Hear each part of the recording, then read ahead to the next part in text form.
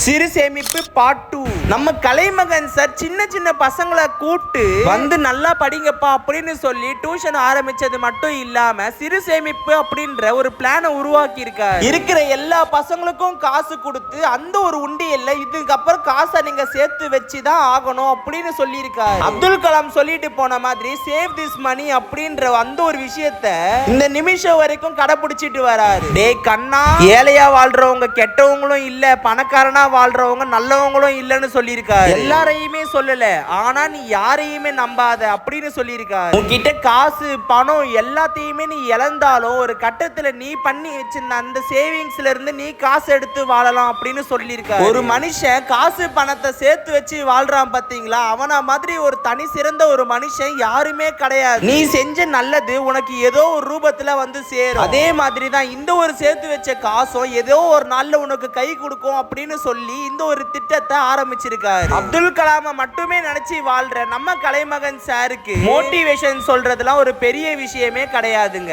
அவரு பண்ணாத விழிப்புணர்வே கிடையாது. அது மட்டும் இல்லாம சின்ன சின்ன பசங்களுக்கு விழிப்புணர்வா இருக்கிற மாதிரி இந்த உலகத்துல நிறைய பேருக்கு நல்லது சொல்ற மாதிரி அவ்வளவு விஷயங்கள் பண்ணிட்டு வர. நம்ம சேனலை ஃபர்ஸ்ட் டைம் பாக்குறீங்கன்னா இப்பவே சேனலை சப்ஸ்கிரைப் பண்ணிக்கோங்க.